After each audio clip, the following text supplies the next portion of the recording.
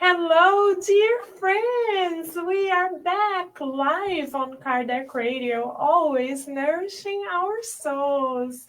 And today, in our intercontinental classroom, we have the blessing of having Professor Andrea Lewis join us from the spirit realm because life must go on and always go on. Today, we are going to focus our attention on the chapter Renewal Efforts, where Evelina and Ernesto practice the good for the first time in the spirit realm, putting love into action. And believe it or not, dear friends, they do exactly what we are doing right now. They instruct themselves in order to prepare to align their will and their willingness to serve with the will of God. So, this is the invitation from the mentors of Kardec Radio and Professor Andre Lewis today for us to renew our efforts in aligning our will with the will of God and to inspire us all the more to be aligned with the good and the divine within us, coming from God. We have sunshine, always shining from coast to coast, right, sunshine? Yes, hello, Carol. Hello, welcome, dear friend. Yes, would you like, woo, let me make you bigger here. Would you like to inspire us with a prayer, beautiful sunshine? Yes, dear Carol. Thank you. Yes. So if you can, please close your eyes and open your hearts and minds, connecting with divine providence, our guide and model, Jesus Christ, and his mother, Mother Mary. Let us be grateful for today's opportunity to meet in our international, intercontinental classroom, that modern technology, the, the platform of Kardec Radio, Facebook, and so many other resources make available. Thank you for all the spirits, both incarnated as well as discarnated, to make this possible and allow us to use Kardec Radio to nourish our souls always. Today, we pray that we understand and assimilate today's lesson of immortality, to become more kind, more indulgent, more forgiving, and benevolent in our approach to life, to learn that discipline is an important tool to do the good, an important tool for our inner transformation. And with this and so much gratitude, we ask to open our study session for today. And so be it. So be it. Thank you so much, sunshine. We feel the light shining all the way from God through all of us. Thank you for inspiring us in this beautiful instructional moment. Would you like, please, sunshine, to begin the reading of the chapter with us? Yes, of course. So we are in chapter 16 called Renewal Efforts. A new life had begun for both Ernesto and Evelina, but especially Evelina. It was crucial to help Tullio, to bless him and to renew him. To do so, the two friends registered in a school of preparatory studies for the highest sciences of the spirit.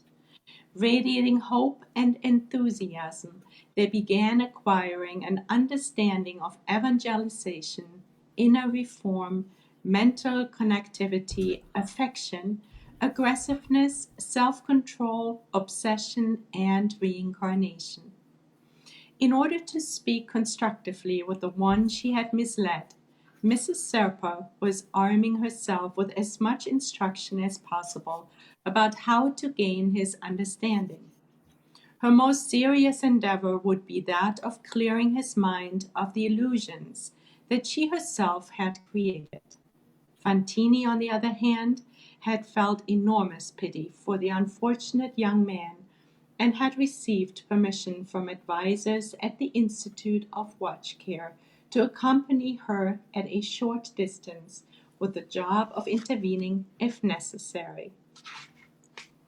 On the day scheduled for the start of the task, which was to be subdivided into visits entailing instruction and nursing 3 times per week, Rebus personally accompanied the 2 workers to the mental health hospital, where they were going to begin their new duties. For us to remember, Rebus is the instructor. As a member of a small community of patients of the soul, the young Mancini was isolated in a solitary room, which the instructor informed them was made of a material that insulated it against the impact of vibrations that might worsen Tullio's thirst for unseemly company. Let us pause, dear friends.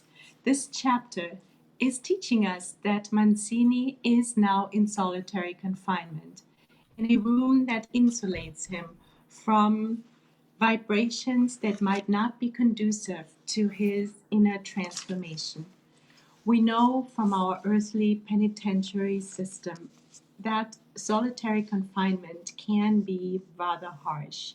We have pictures that seem harsh to say, to put it this way. However, let us open our hearts and minds to a new perspective on solitary confinement, the one that is being practiced here in the spirit world, which is a beautiful example of showing us the 2 aspects that we all incorporate in our own selves and are always striving to perfect, and that is the masculine aspect and the feminine. Now, the actual confinement is the masculine aspect. It is rather rigid, but it is an educational method to learn unbendable discipline. It is in the form of a monastic lifestyle. It is almost like a crutch to keep the spirit aligned. But at the same time, it is staffed by instructors and teachers and good spirits who are humble, who are gentle, who are stable, patient, loving instructors. And this is coming from the beautiful book, Memoirs of a Suicide, where we learn that all suicide spirits, those who have committed suicides in their previous incarnations, are also in solitary confinement at some point of their um, instructional period in the spirit life. And it is actually on page 295, which teaches us a little bit more about it. It's just 2 sentences, if you allow me, Carol. Please. Thank you. And here we have our suicidal spirits, and it is being described as it is imperative to keep these eternally disconnected and willful individuals away from attractions to worldly and personal passions, the impure and capricious tendencies that had been their undoing, which actually fits completely to our friend Mancini, Tullio Mancini, doesn't it, Carol? It And does. describing him. And it says then, it is incumbent upon the institution that lodged them, and that is um, what is it called? The insulation confinement, to teach them the need for resignation in misfortune, for decisive resolution, and for inalienable self denial, thereby reconciling them with the true Christian faith, which they had despised up to then. So we're learning that this masculine method of insulating the spirits with the kind purpose of teaching them resignation and self-denial and resolution to deal with the hardships of life, all with the purpose to realign them with Christian faith, is a beautiful educational way of helping spirits. Don't you think, Carol? Absolutely. What a loving proposal. Isn't it, Sunshine? And Yes. also in the book Memoirs of a Suicide, we remember the case of Angenor Penalva. He was also placed in solitary confinement, and when he questions the purpose of such level of discipline, the mentor lovingly tells him We are doing this to protect you from the legion of obsessors that you use to command. So your lack of freedom, temporary lack of freedom, is there so that we protect you out of love. Mhm. So what we may see as temporary punishment isn't at all punishment. It is a process of re-education, as you put it, Sunshine, with love. So how beautiful. If we feel confined in any way, we are being invited by the mentors to find the higher purpose in this confinement, the lesson that is in it for us to learn, the loving purpose for which we are placed under certain temporary limitations. Because now we know that even the limitations that may surround us at any given time are educational opportunities tailor made for us out of God's love. Right, Carol. Right. Yeah, and confinement doesn't need to be like being in a prison cell. It can be Exactly. just, it can be mental. It can come in form of an illness, right? It can Yes. form of lack of financial means. So there is so many different aspects of so-called confinement, right? Exactly. And now we're being invited by Andra Lewis and the mentors to find the loving purpose of the limitations that are temporary given to us as educational blessings. Yes. Thank you, Shall Carol. we continue, Sunshine? Yes, for sure. The instructor introduced Ernesto and Evelina to the supervisors and assistants, and with everyone's encouragement, both got to work. Tullio was delighted with Evelina's presence and continued to express his loving devotion in poetic words of tenderness and loyalty. Mrs. Serpa, however, kept her guard up, although she framed it with kind-heartedness, praying for inspiration from on high, so that she would not fail at the mission she had embraced. Their therapeutic dialogues continued punctually. Let us pause. So, this in isolation that Fantini is experiencing is a form of therapeutic dialogue, is part of that too. And when we look up what therapy, the purpose of therapy here on earth is, it's Mm-hmm. really the same thing. It is, and we got this from Psychology Today, from online. The definition is to resolve problematic behaviors and beliefs. Mm-hmm. It is feelings of relationship issues. It is feelings and relationship issues and somatic aspects, which means sensational in our bodies, things we Mm-hmm. feel in our body that can be addressed, supported, healed, and resolved. And it shows us that these therapeutic dialogues are again a beautiful support from divine loving providence, always looking out for us to help us, nourish us, educate us, guide us, and help us. Mm-hmm. And the punctual aspect is also rather interesting. Why is punctuality so important? Well, it is part of being orderly.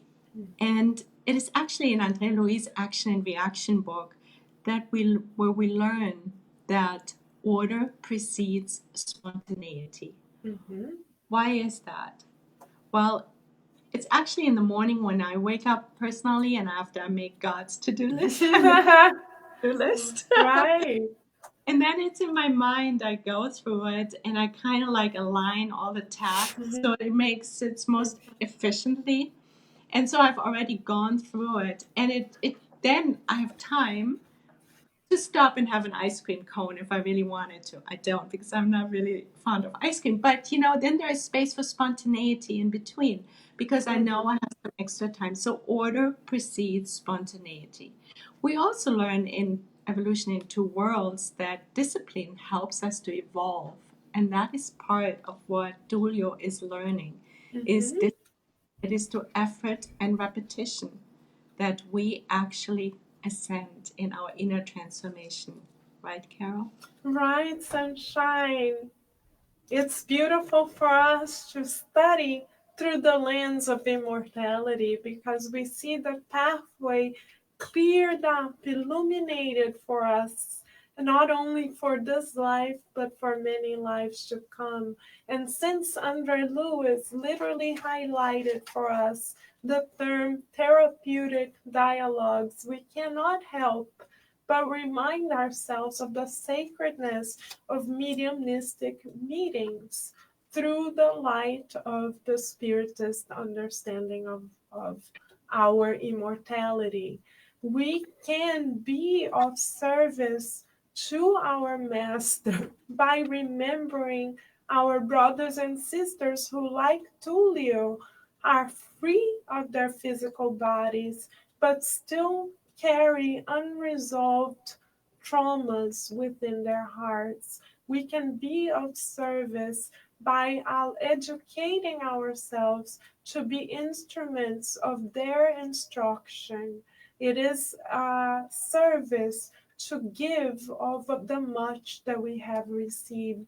And if we are spiritists, dear friends, it is our duty before the Master who gave us this life to instruct ourselves so we can give of ourselves not only to our incarnate companions, but to the serious practice of mediumistic support to our discarnate companions as well, as Master Jesus, our model, has done many times as he walked on the earth with us. Right, sunshine? Beautiful, Carol. Yes. Right. And let me pause just 1 second, sunshine, to say hello to a dear friend who has joined us. We have Francisco Stama here with us. Many blessings, dear friend. Thank you for joining us. We're very happy that you are together in this journey with us. Thank you. Right, sunshine? Yes, hello, Francisco. Yes, so let us continue learning as Evelina and Ernesto also learn. It's Yeah, beautiful that we are learning together. yes.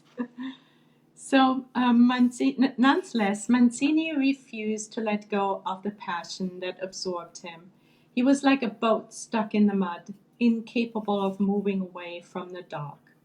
As soon as Evelina would begin to prepare the appropriate atmosphere for the lessons, he would start whining like a sick child, stating that he wasn't feeling well and that he was incapable of studying. He would declare him, he would declare himself to be against any philosophical thinking, claiming that he wasn't the least bit interested in matters of faith.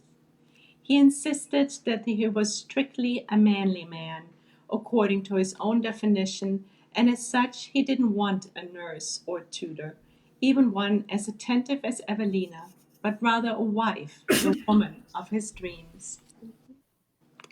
Evelina listened patiently to his unending sarcasm and complaining, deflecting his blows and clipping his destructive tendencies with help from Ernesto, who watched over her efforts with generous attention.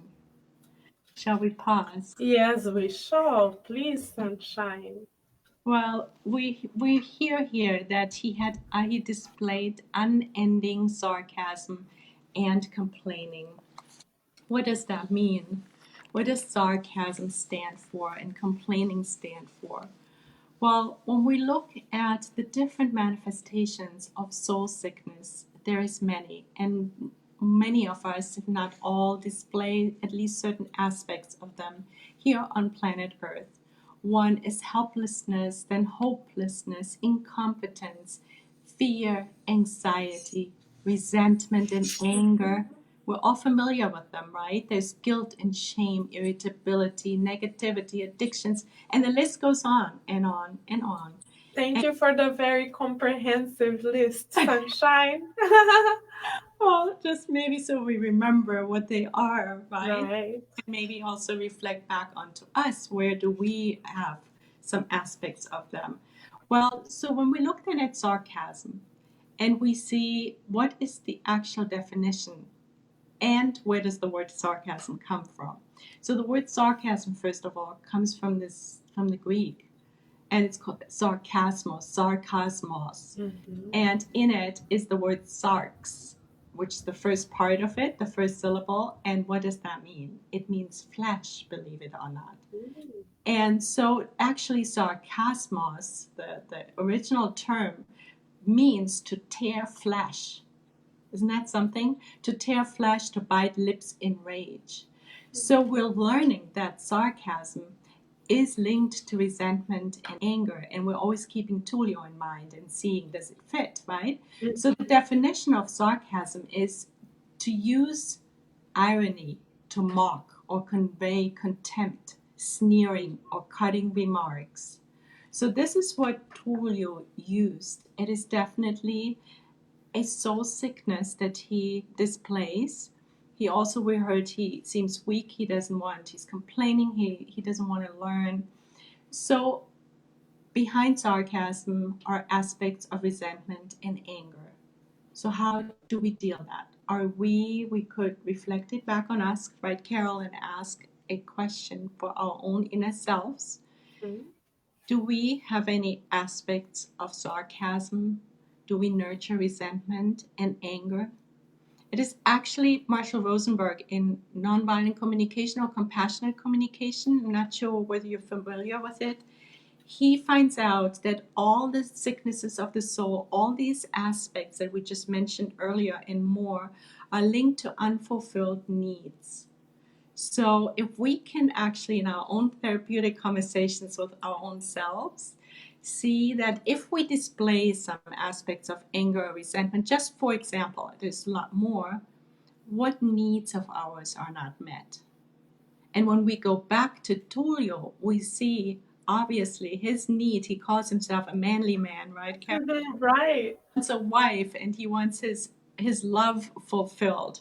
That is his need, and out of that comes resentment and anger, and then he displays sarcasm. Right, Carol? Right, sunshine. What you said is beautiful because you're helping us to feel the scriptures as our Master Jesus invites us to do. So thank you. It's not enough to know, we must feel it. So thank you, sunshine, for helping us feel it. And Yeah. something else that comes to our mind, dear friends, is that according to transactional psychology, we have inside of us a child, an inner child, an adult, and a parent. If we are doing well emotionally, our child is playful and peaceful and well resolved. If we are not doing well emotionally, even if we are grown up, quote unquote, we may still act out that inner child of ours may still act out. And this is when we act in egotistical modes, meaning thinking of ourselves. How about my needs? How about my desires? How about my feelings? And Master Jesus is a masterful coach of the soul because he came to earth, dear friends, to boost the adult in us, to help us to soothe the child in us by saying, God is with us. God knows of our needs. We can relax and trust, and we can respond to any occasion peacefully because we know God is in command. This is why Master Jesus starts the prayer that he has taught us and lived through by saying, Our Father. Those words, those two apparently simple words, are a vows of confidence in the almighty supreme intelligence of the universe. So if we learn to be adults spiritually and emotionally, we will slowly but surely develop unwavering faith. And when we are challenged, as our dear Tullius perceives himself to be, we do not push the opportunity away, claiming that we must meet our needs. Instead, our Master Jesus invites us to embrace the challenge and find the lesson within. Seek the good within. This is what Tulio hasn't yet learned to do because he didn't have Andre Lewis's books. The books hadn't been published when he was incarnated. So he wasn't as fortunate, dear friends, as we are. But we are being coached time and again, and we have the master to aim for.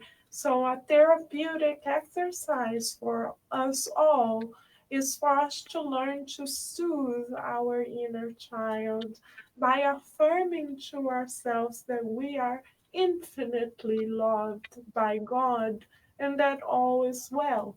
That when challenges come, they come because they are allowed by God out of love for us, hoping that we learn a lesson that will help in our eternal spiritual progress. Right, sunshine? Yes, beautiful, Carol. I Yes. felt, yes, Yes, thank you. we all feel God's love Uh, sustaining us always, right? God, God yes. is love, for sure. So let us continue learning from Instructor Rebus, shall we? Yes, imbued with the new responsibilities that now underscored her life and being a profoundly sensitive individual, Mrs. Serpa constantly focused on her husband, investing in him all the love she could. In her efforts, and we must remember she used to be married when she was young, when she was incarnated, and that is the person she is focusing on. In her efforts to become Mancini's maternal tutor, she felt an increased need to be Caio's wife. Thus, she would think of Caio at every step, silently sending him the most beautiful thoughts of love. It was true that he had not been the ideal consort. Furthermore, she knew now that he was a murderer who had used all the resources of his intelligence to hide it. Evelina, however, was as human as any other person and always reminded herself that he had become a criminal only because he had loved her. In a dreadful act to win her heart, he had eliminated Tullio. She longed to see him again, to feel the warmth of his presence in order to reinvigorate herself for the moral battles she had taken on. Even so, no matter how often she and Fantini requested permission to visit their families, they always received the same answer from their mentors: it's still too soon. So they tried to find comfort in study and work. From time to time, they exchanged confidences. Ernesto spoke tenderly of his wife Elisa and his daughter Selina. In his longings he saw them as crystal clear mirrors of love in which he delighted to see himself, although Selina often treated him with cruel defiance. Of course, his widow and daughter were not up against any significant financial problems. Fantini had bequeathed them considerable assets: a nice house, money invested in honest hands to provide them with a solid pension, and insurance coverage to tide them over. But what about his absence? He constantly asked Evelina, who had become his constant trusted sister. The absence, the distance. The two would ponder circumstances down on earth for a while in an attempt to taste beforehand the joys of the reunion. They had been informed that there was now a wall of different vibrations between them and their loved ones. So let us pause for a moment and let us look at this wall of different vibrations. What might that mean? Well, it is actually in Thought in Life, in the chapter Association, where we learn that we are all under the principle, living under the principle of mental and emotional affinity. It is due to our thoughts and feelings. So as we think, we emit, and as we emit, we attract. And it is a soul resonance that attracts the beings around us into our lives. This is happening here in our incarnate realm on earth as well as in the discarnate realm. Now the opposite is true too. So when we are not in the same mental current, when we don't have this resonance or affinity, we create energetic walls between spirits and we don't get recognized by them. It is, for example, high level spirits who help us or are surrounding us, let's say during our sleep time. And if we're not in tune, we won't be able to see them. If we don't have this affinity, if we dwell on the lower patterns of life during sleep, we emancipate ourselves from our bodies, we won't be able to see them. So it is usually a lack of affinity and resonance that creates this wall. Right, Cal? Right, sunshine.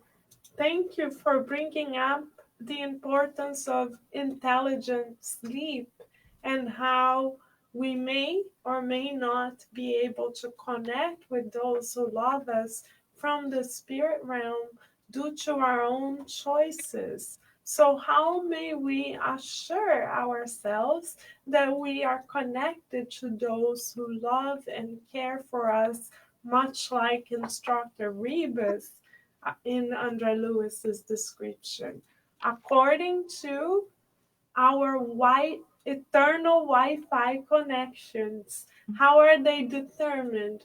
Through the quality of our feelings and thoughts. Because as Kardec brought to our attention in the book The Genesis in the 19th century, as we feel and think, project thought forms, images of the reality that we live from within. We are never completely secretive, dear friends, because the spirits who are discarnates can literally read us as open books. And as we send out this emotional, mental, spiritual WhatsApp messages to the spirit realm, we receive WhatsApp messages that are alike of the same nature. So if we would like to be on the WhatsApp of our spirit mentors, of our beloved Mother Mary, and even of our beloved Master Jesus, we shall be on the same Wi-Fi as they are in order to connect to their Wi-Fi, which is always open and free.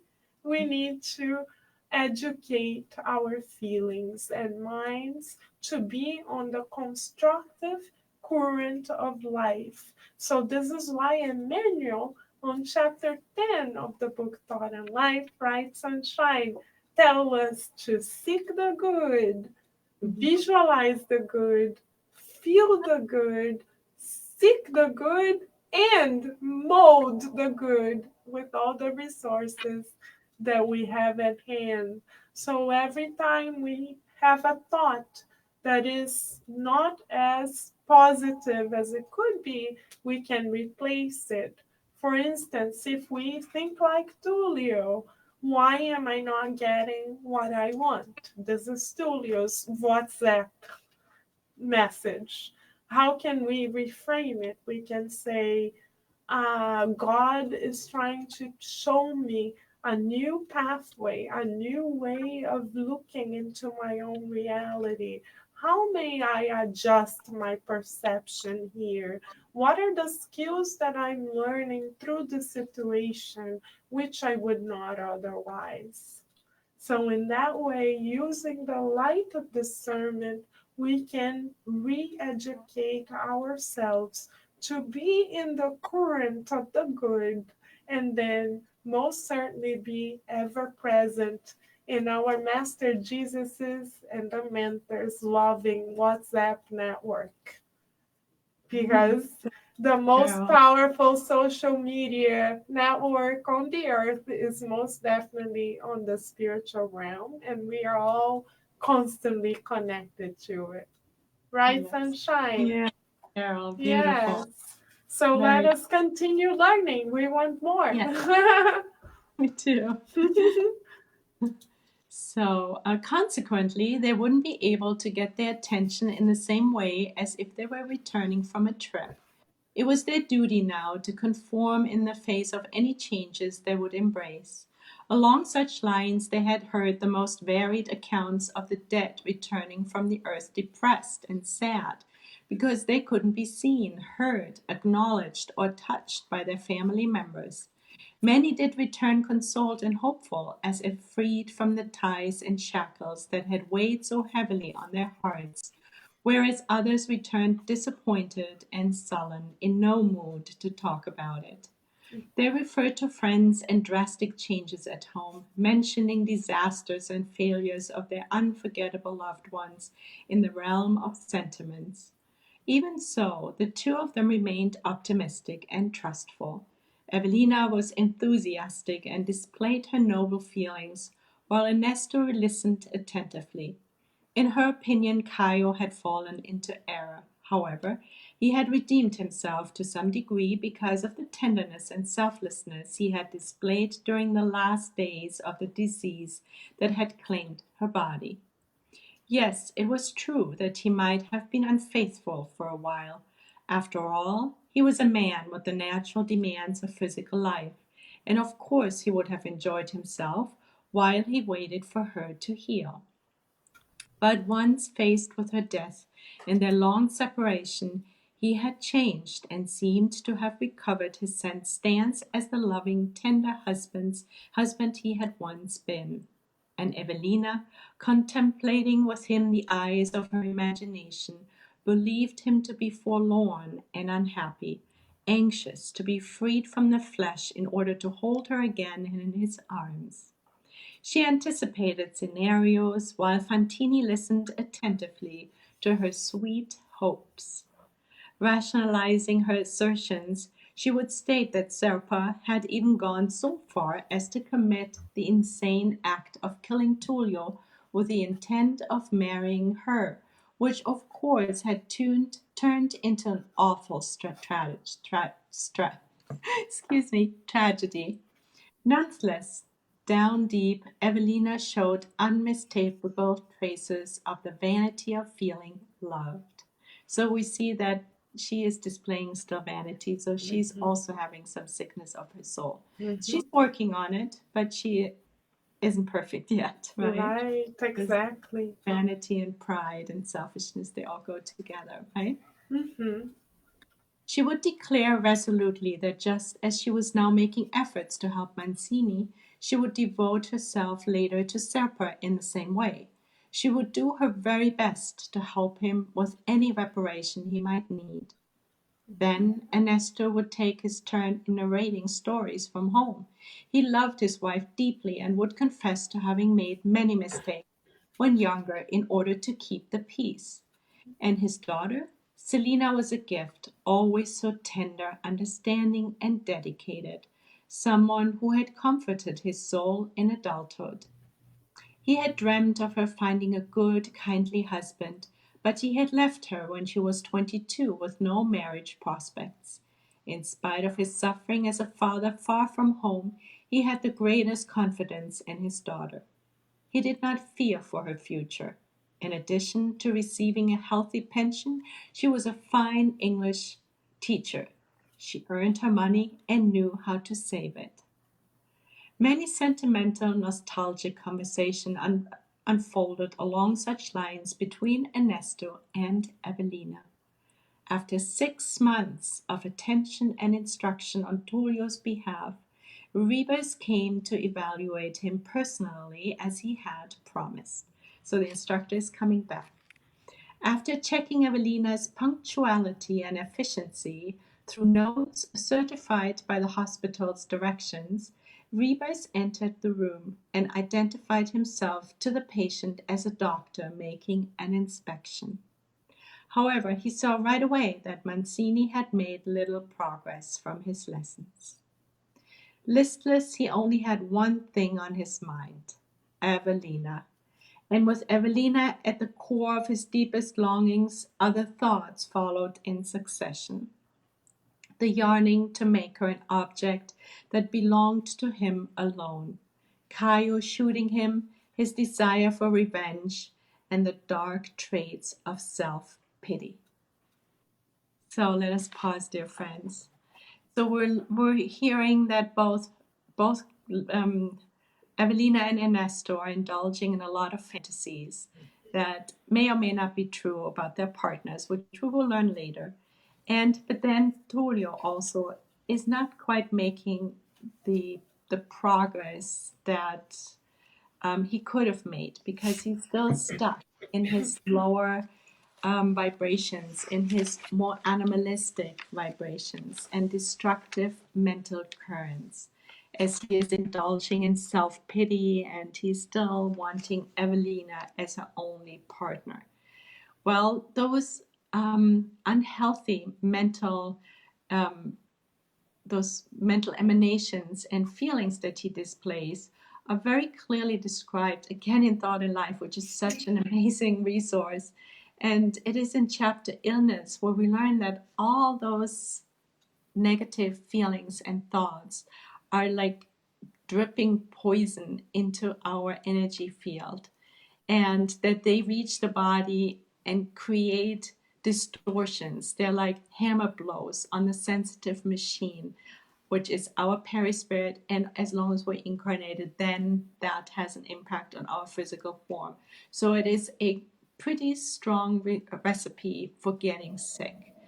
Because nodules are being formed that will eventually, let's say after 30, 40, 50, or maybe many lifetimes of poison dripping constantly into our perispirit, of course we will be getting sick, right? Um, Right, sunshine. Absolutely right. And we notice here that Andre Lewis specifically marks one sentiment that Tullio is displaying, and this sentiment is the sentiment of self pity. Self pity is when we hold pity parties or when we put in the hood of victims. But if we claim to be studying the spiritist perspective in life and through eternity together, we can no longer hold pity parties. We can hold other types of celebrations, most certainly, but not a pity party. Why not? Because we learn that we are no victims, that there are no victims in the universe, that we are simply reaping what we sowed before, that we are receiving the reactions of our own actions. And as a matter of fact, in the first book of this beautiful series entitled Our Home, Nosso Lar, Andre Lewis himself is at the hospital, like Tullio, recovering from his own traumatic discarnation, and he starts feeling sorry for himself. He starts to miss his family, and much like Tullio, he starts yearning for his wife and family. Then the mentor, Clarencio, kindly tells him, would you like to remain in this hospital? And Andre Lewis says, yes, why not? And Clarencio clarifies, if you continue to lock yourself in the prison of self pity, you will not make progress, and therefore we will have to discharge you. So we see that in the eyes of the spirit mentors and for the sake of our own spiritual growth, we are being invited, like Tullio, to no longer allow room for self pity in our hearts. Instead, we are being invited to seek the good within our lives, to say, yes, I am reaping what I sowed in the past, yes, but I can do better, always better, and create a more beautiful and joyful present as well as future for myself, or rather co create a more beautiful present and future for myself. So the mentors are, together with Andrea Lewis, empowering us to become constructive co creators with God. And in order to be constructive co creators, we need to rid ourselves of the sentiments that no longer serve us. And one of the sentiments that we are being invited to say goodbye to is self pity. And we may replace it by faith, faith in our power as co creators, faith in our divine nature, faith in God who is infinite wisdom and love. So, therapeutic question for us: how much do we engage in self pity? Scale from 0 to 10, as our dear Vanessa Anzaloni inspires us to do. 0 being, I don't hold pity parties for myself at all, and 10 being, I am the king or queen of pity parties. So let us assess ourselves, not to blame ourselves, but to boost our evolution. And then every time we may feel the urge to pity for ourselves, we may replace that sentiment by faith and say, if God has allowed me to go through this, it's because God trusts me that I can get out better than than the way I came in. So let us replace, dear friends, self pity by the light of faith. Shall we, sunshine? Yes, definitely. We will have more faith and take more responsibility.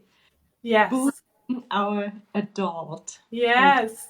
Yeah. And speaking of having faith, Hipólito is here with us. Hi, Hipólito. Thank you for joining us. And he's saying, God bless everyone.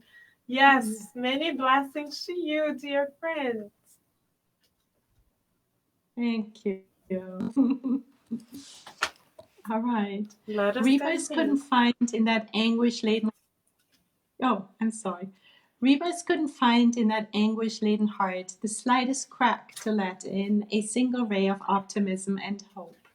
At the first mention to his sentimental state, Tullio responded to the instructor with the sadness of someone who knows his illness has no cure.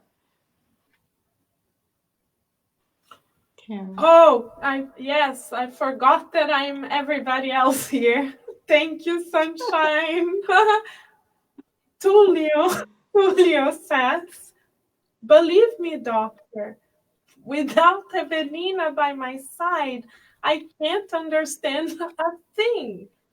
If I listen to the gospel, I think that only she, is the angel who can save me. If I take notes regarding self control, I see her in my mind as the only one strong enough to control me. If I hear exhortations to have faith, I end up waiting her to be my sole comfort. If I receive information about obsession, I finish the class confessing to myself excuse me, that if I could, I would flee this hospital in order to pursue her and take her in my arms, even if I had to go to the ends of the earth. The mentor smiled paternally and suggested that he compose himself. Let's remember, my son, that we are eternal spirits. It is essential that we preserve our serenity and patience. Happiness is an endeavor that takes time and God's blessings. The young man retorted bitterly and irreverently. He had not asked for and would not accept any advice. As skilled psychologist, Rebus said goodbye. That evening, he met Ernesto and Evelina and praised her efforts. She had faithfully carried out her task of re educating Tullio, but he hadn't responded constructively.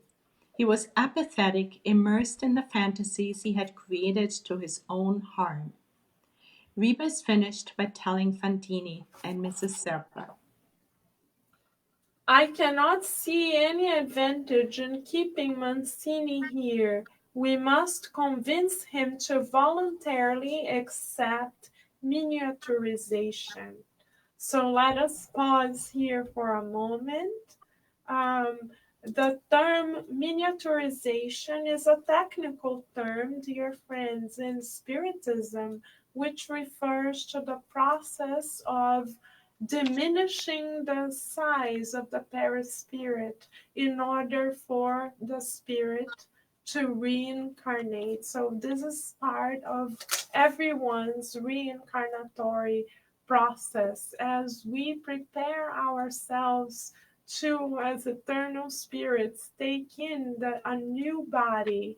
Of course, coming back in infancy, we need to minimize. There is where we find the root of the word miniaturization. We need to minimize our perispiritual body in order to be aligned molecule by molecule with our new physical body.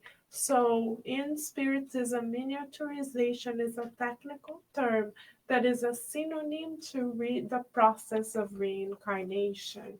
And if you would like, dear friends, Andre Lewis provides a beautiful description of this process step by step in the book Missionaries of the Light. Thank you, Sunshine, when he discusses the case of Segismundo. Would you like to tell us a bit about this case, Sunshine? Yeah, actually, yeah. So the actual process of the miniaturization is a magnetic process. Mm-hmm. So, in other words, the perispiritual body gets magnetized. Mm-hmm. And in lower order spirits, and actually in the majority of spirits, help is needed by instructors, by those who actually know how helping us to magnetize our perispiritual body. Mm-hmm. It is the higher level spirits who don't need any help. They know how to do it themselves. But in lieu of knowing it, we need help. In this particular case, help was needed as well. So then Segismundo was asked, that's the a spirit that is about to reincarnate, is being asked to tune into his pre infancy form. He's asked to visualize his return to the mental refuge of earthly flesh. So it's a cooperation. So it's the magnetizing from the instructor, from those who are in charge, who know more. And the spirit itself is also asked to participate through visualization. Remember the fetal format, he's being asked. Make yourself smaller, he's being asked to do. Imagine you need to be a child again in order to learn to be a man. And then Segismundo contributes, and it's his personal cooperation that only that will assure success. So it can't be done 100% only by the instructor. It is a beautiful cooperation that we're learning here. And let's see, and then as this is progressing, they can see that his perispirit is getting smaller and smaller and smaller. The operation was neither quick nor easy, we're learning. Mm-hmm. I could see the efforts everybody was making to accomplish the necessary reduction. Segismundo seemed less and less conscious, and that is a byproduct. So as his perispiritual body is shrinking and he is helping and the magnetizing effect is coming on him, he's losing more and more consciousness.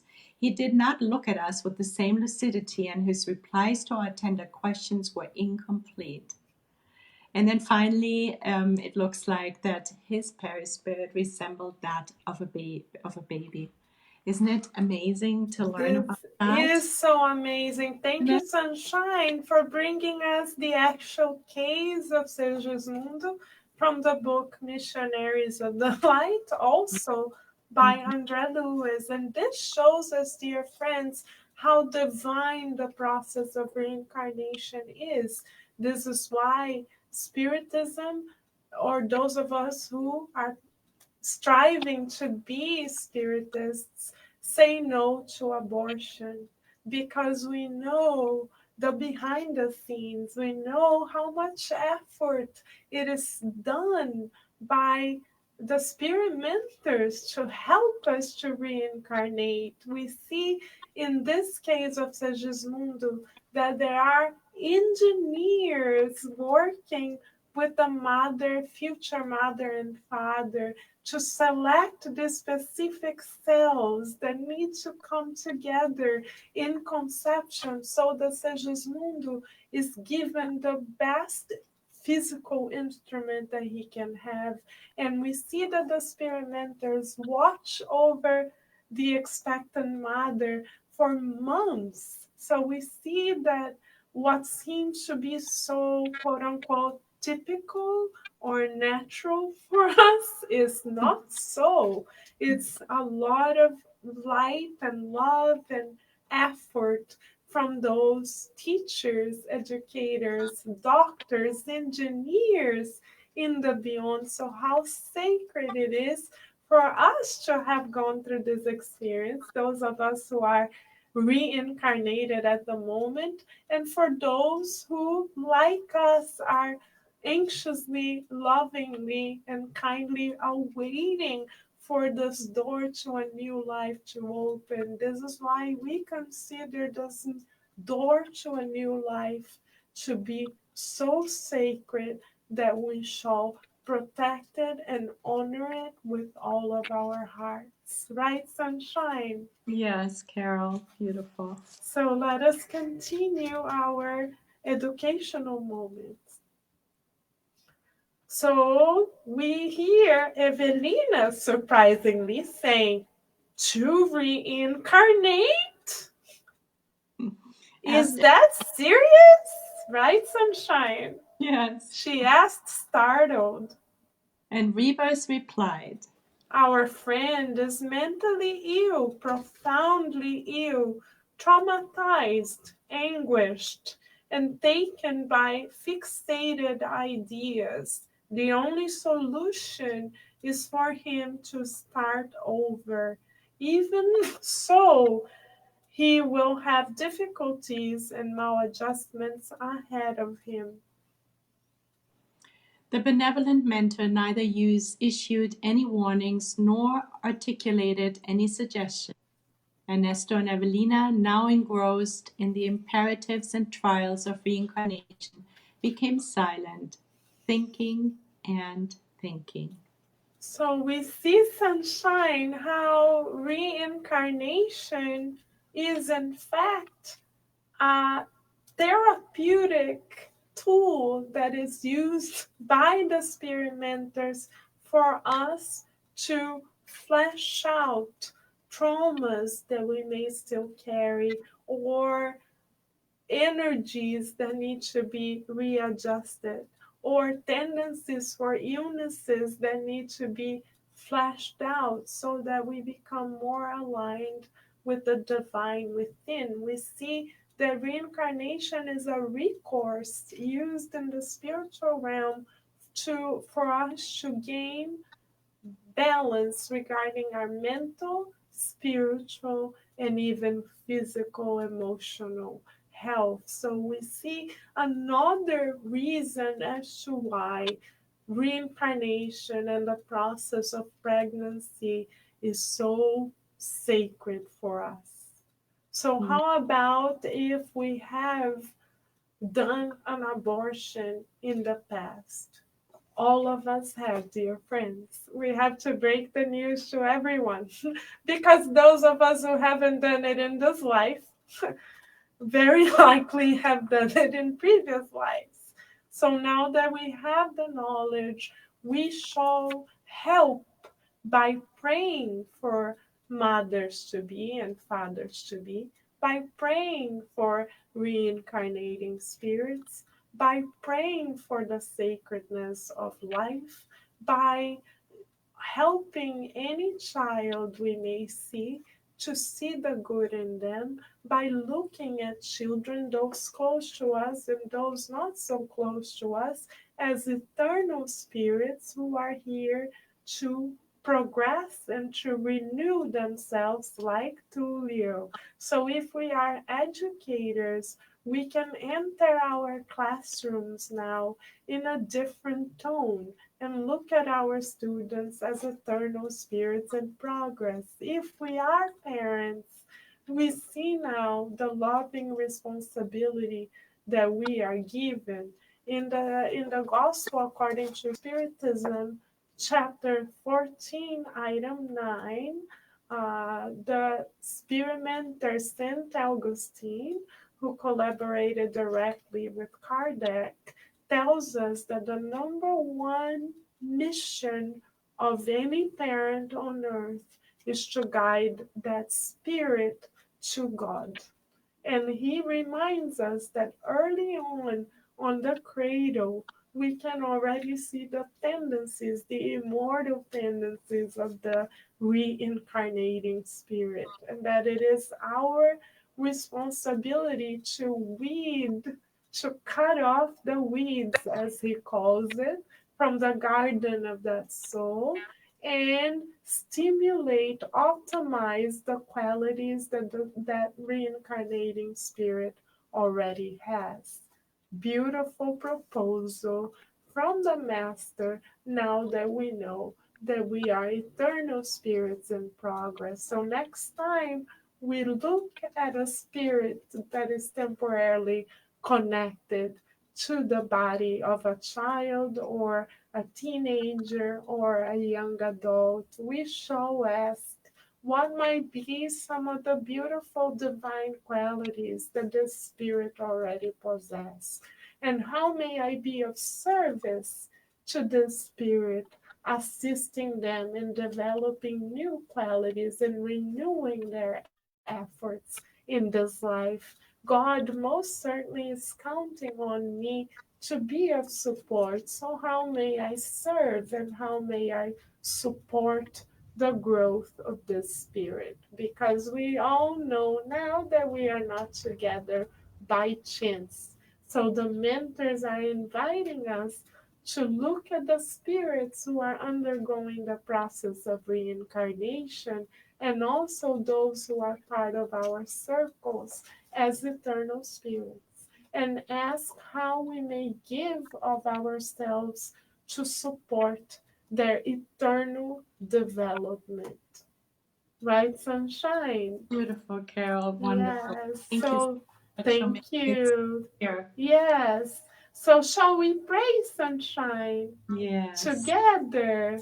Would you Yes. bring the closing prayer? Yes, of course. And before we close, we would like to share one more remark. We see that instructor Rebus simply walks away from Tullio. He refrains from battling with Tullio, trying to convince Tullio or trying to save Tullio from his situation.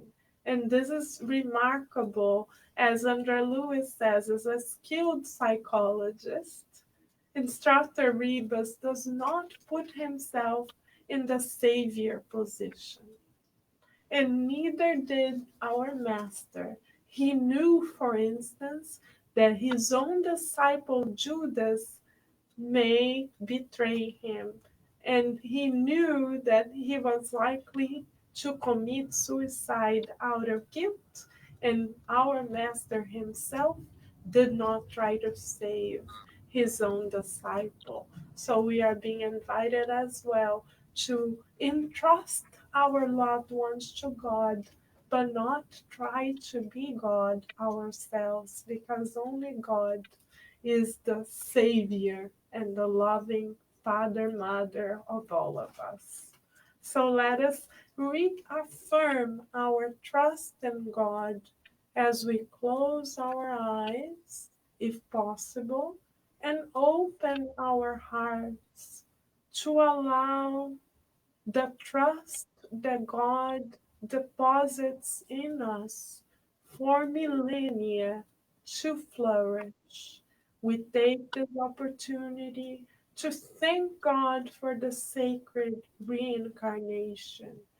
Thanks to Tullio, and Andre Lewis's kind report, we now have had one more opportunity to understand the sacredness and the divine gift that reincarnation represents.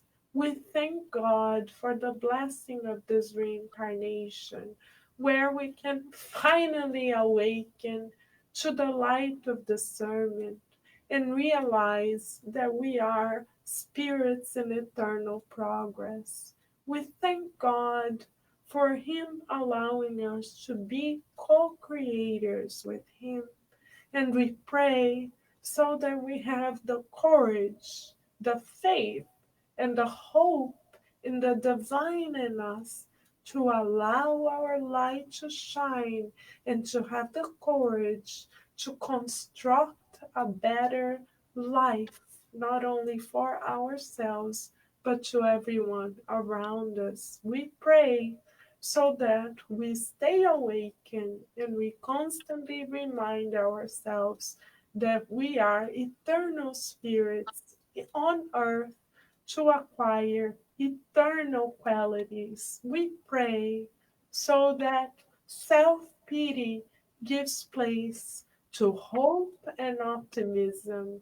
And we pray so that we have the determination to continue marching forward towards the will of God for each and every one of us as we renew our reincarnatory efforts and commitment to serve God above all, always. And so be it. So be it. We Thank kindly ask God for permission to end our studies tonight. Oh, not tonight yet. Today. you. This day still has many beautiful blessings ahead. Right, Yeah, sunshine? I'm sure there's night somewhere, right? Right, because there is an intercontinental classroom. You're right. Yes. So thank you, sunshine, as always, for letting your light shine. Thank you, Carol, for your beautiful instructions. Of And course, everything that is good comes from God. So, yes, thank God.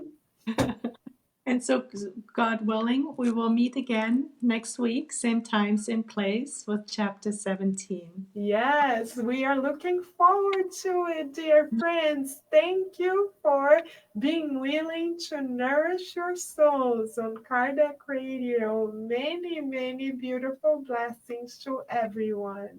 Yes, thank you. Bye. Thank you. Bye, friends.